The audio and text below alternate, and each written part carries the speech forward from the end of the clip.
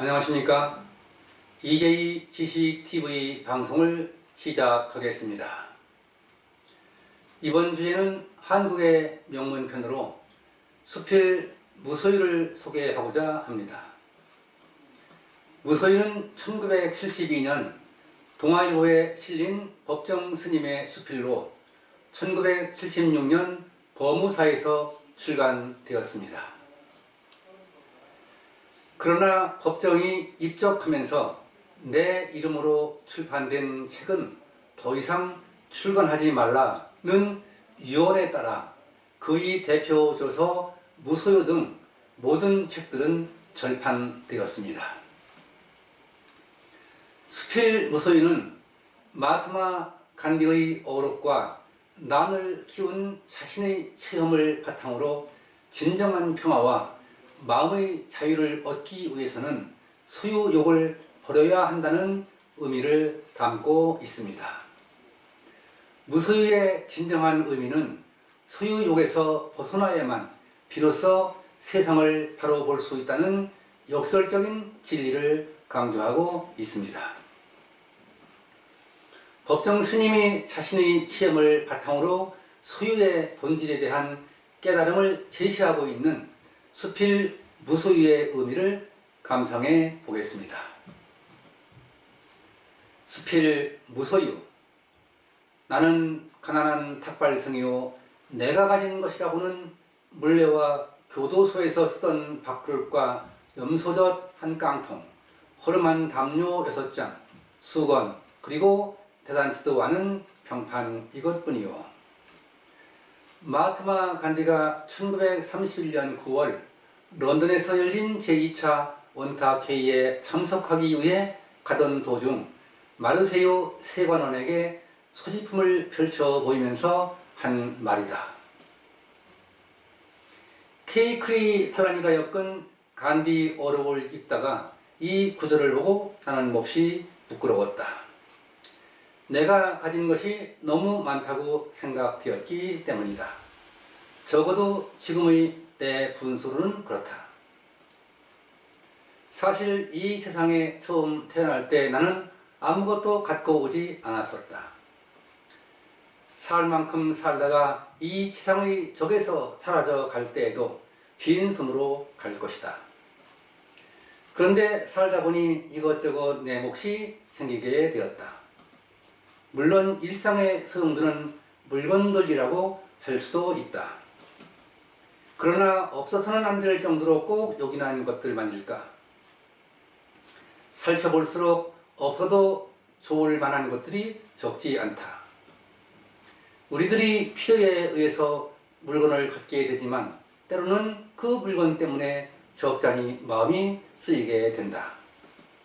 그러니까 무엇인가를 가진다는 것은 다른 한편 무엇인가에 얽매인다는 뜻이다. 필요에 따라 가졌던 것이 도리어 우리를 부자유하게 얽어맨다고 할 때 주객이 전도되어 우리는 가짐을 당하게 된다.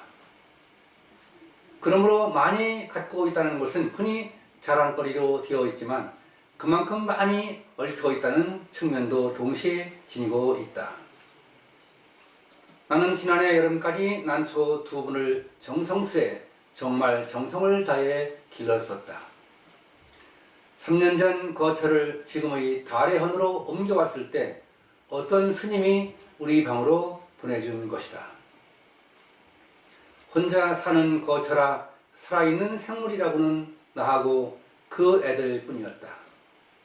그 애들을 위해 관계서적을 구해다 읽었고 그 애들이 건강을 위해 하이퍼넥스인가 하는 비료를 구해오기도 했었다. 여름철이면 서늘한 그늘을 찾아 자리를 옮겨 주어야 했고 겨울에는 그 애들을 위해 실내 온도를 내리곤 했다.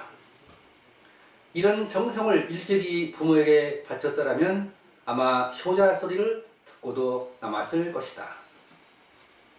이렇듯 애지중지 가꾼 보람으로 이른 봄이면 은은한 향기와 함께 연두빛 꽃을 피워 나를 설레게 했고 잎은 초송달처럼 항상 청청했었다. 우리 달의 혼을 찾아온 사람마다 싱싱한 난초를 한결같이 주어라 했다. 지난해 여름 장마가 갠 어느 날 봉선사로 문어 노사를 뵈러 간 일이 있었다. 한낮이 되자 장마에 가졌던 햇볕이 눈부시게 쏟아져 내리고 앞 개울물 소리에 숲속에서는 매미들이 있는 대로 목청을 돋우었다. 아차, 그제서야 문득 생각이 난 것이다. 난초를 뜰에 내놓은 채 온 것이다. 모처럼 보인 찬란한 햇볕이 돌연 원망스러워졌다. 뜨거운 햇볕에 늘어져 있을 난초잎이 눈에 아른거려 더 지체할 수가 없었다. 허둥지둥 그 길로 돌아왔다. 아니나 다를까 잎은 축 늘어져 있었다. 안타까워하며 샘물을 죽여주고 했더니 겨우 고개를 들었다. 하지만 어딘지 생생한 기운이 빠져나간 것 같았다. 나는 이때 온몸으로 그리고 마음속으로 절절히 느끼게 되었다. 집착이 괴로움인 것을, 그렇다, 나는 난초에게 너무 집념한 것이다. 이 집착에서 벗어나야겠다고 결심했다. 난을 가꾸면서는 산철에도 나그네 길을 떠나지 못한 채 꼼짝을 못했다. 밖에 볼 일이 있어 잠시 방을 비울 때면 환기가 되도록 들창문을 조금 열어놓아야 했고, 분을 내놓은 채 나가다가 뒤미처 생각하고는 되돌아와 들여놓고 나간 적도 한두 번이 아니었다. 그것은 정말 지독한 집착이었다. 며칠 후 난초처럼 말이 없는 친구가 놀러 왔기에 선뜻 그의 품에 분을 안겨주었다. 비로소 나는 얽매임에서 벗어난 것이다. 날아갈 듯 홀가분한 해방감, 3년 가까이 함께 지낸 유정을 떠나보냈는데도 서운하고 허전함보다 홀가분한 마음이 앞섰다. 이때부터 나는 하루 한 가지씩 버려야겠다고 스스로 다짐을 했다. 난을 통해 무소유의 의미 같은 걸 터득하게 됐다고나 할까. 인간의 역사는 어떻게 보면 소유사처럼 느껴진다. 보다 많은 자기네 몫을 위해 끊임없이 싸우고 있다. 소유욕에는 한정도 없고 휴일도 없다. 그저 하나라도 더 많이 갖고자 하는 일념으로 출렁거리고 있다. 물건만으로는 성에 차질하나 사람까지 소유하려 든다. 그 사람이 제 뜻대로 되지 않을 경우에는 끔찍한 비극도 불수하면서 제 정신도 갖지 못한 처지에 남을 가지려 하는 것이다. 소유욕은 이해와 정비례한다. 그것은 개인뿐 아니라 국가 간의 관계도 마찬가지다. 어제의 맹방들이 오늘에는 맞서게 되는가 하면 서로 으르렁대던 나라끼리 친선사절을 교환하는 사례를 우리는 얼마든지 보고 있다. 그것은 오로지 소유에 바탕을 둔 이해관계 때문이다.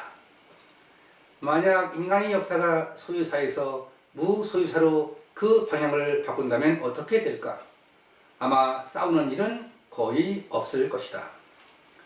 주지 못해 싸운다는 말은 듣지 못했다. 간디는 또 이런 말도 하고 있다. 내게는 소유가 범죄처럼 생각된다.